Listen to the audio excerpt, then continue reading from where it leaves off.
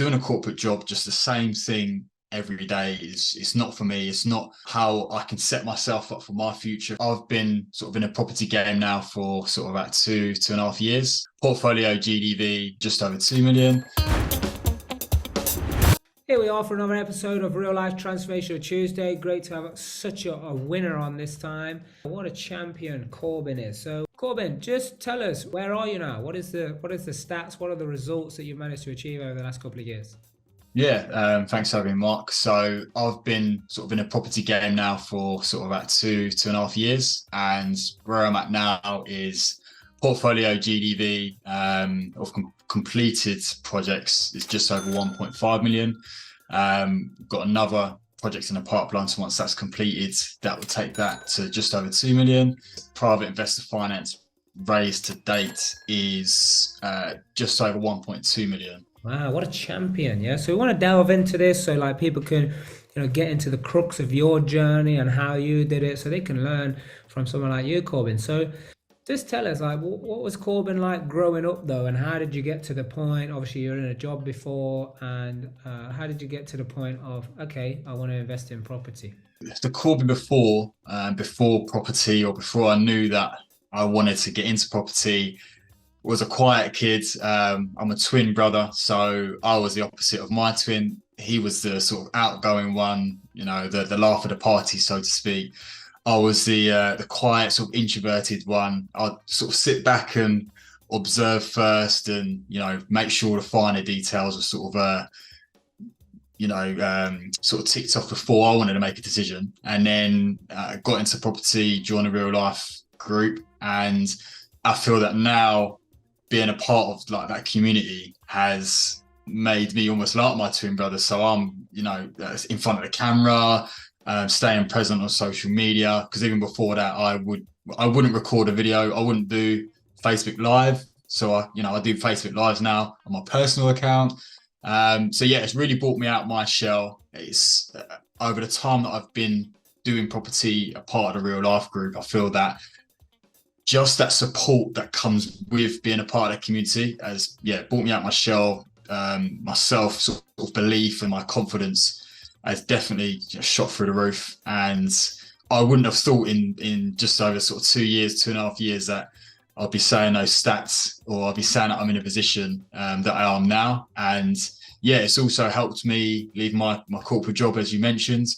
I was at my last corporate job for 13 years, so managed to get myself into a financial position to take the leap, go into property full time and leave the corporate world. So that's sort of currently where I am now and who I am now. What happened? Like, what did you become aware of, or what did you hear that made you say, I gotta look at property, and I gotta start looking what I can do there?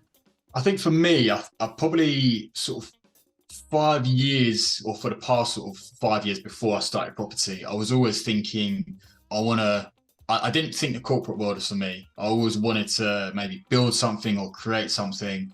I did start building an app with a friend, but that sort of died down, went on the back burner. And then I was still thinking, well, because I can be quite creative, or I am quite creative, but I thought doing a corporate job, just the same thing every day it's not for me. It's not how I can set myself up for my future, for my friends and family. And with property, I've always loved property. I've always loved the transformation, the befores and afters. And it started in lockdown. So I know I've mentioned this before. So lockdown, everyone's, locked down, but it got me thinking. I think most entrepreneurs sort of come out of the woodwork during lockdown. And I was thinking, right, I don't know what gave me the bug to think, right, property, like, because I like sort of the interior design sort of things and things like that. So I was like, how can I get into property?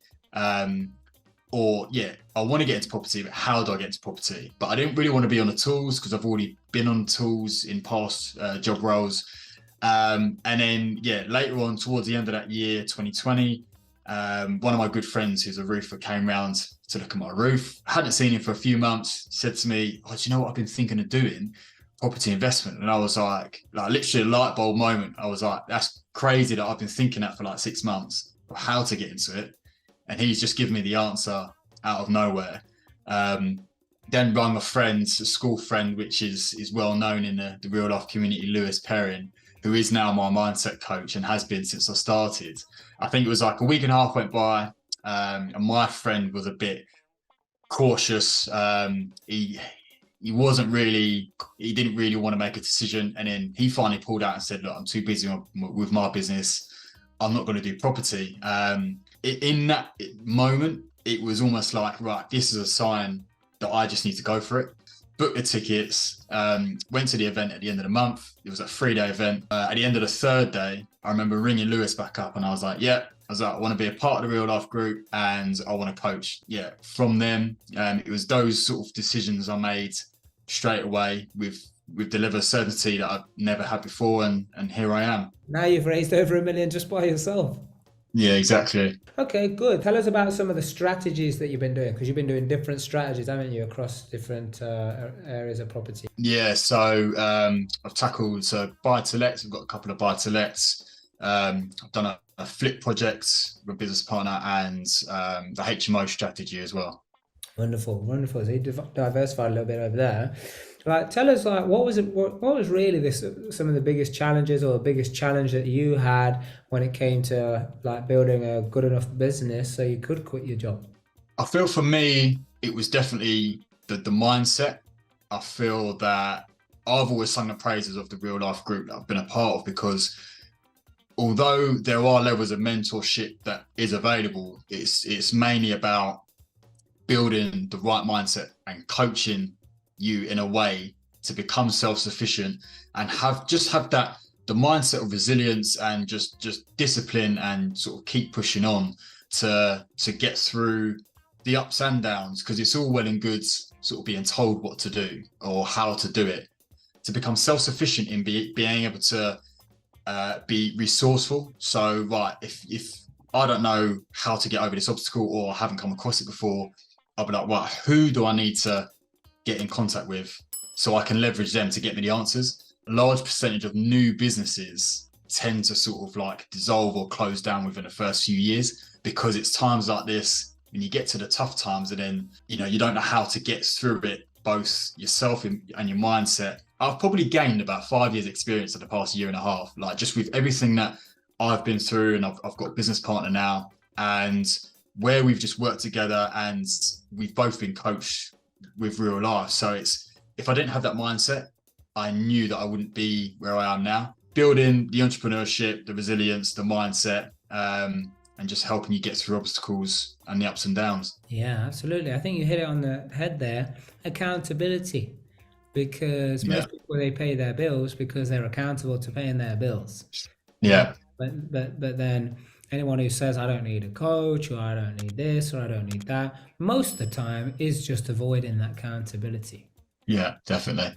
So what's been the highlight for you, and what you're going to move on to next now you've built what you've built?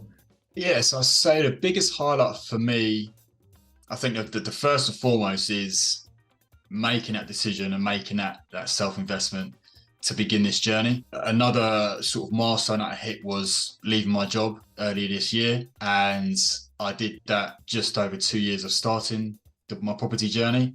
So yeah, got myself into a financial position to be able to, like I've mentioned before, take that leap into property full time.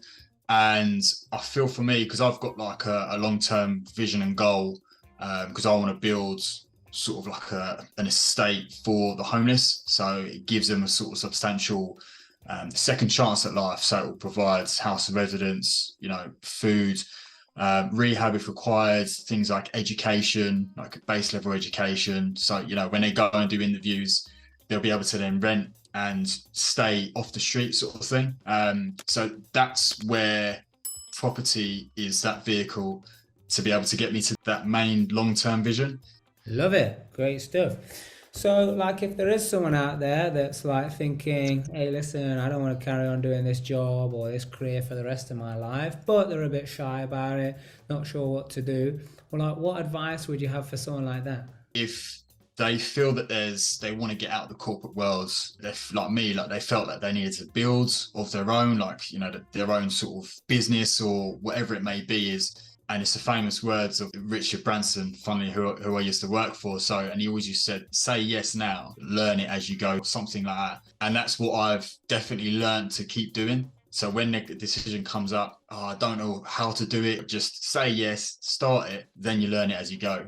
Have the right community behind you. I think that can help you a long way. Nice, love it. And we have a saying in our community, right? And that is that you got to do the right thing for the right reason. Why is that? That's the key as to why the tribe is so successful, because we do everything for the right reasons with the right morals, etc. I feel that that's why we can produce such good products, why it's so easy for us to then help other people, whether it's, you know, our long-term visions or providing tenants with a high standard of living. Beautiful. Well, listen, thank you for coming on the show. Thank you Not for a problem. inspiring many people. It has officially been another transformation, and I'm looking forward to having you on this this episode again, this show again, further down the line when you have more transformation. So thank you so much for coming on. Thank you for having me.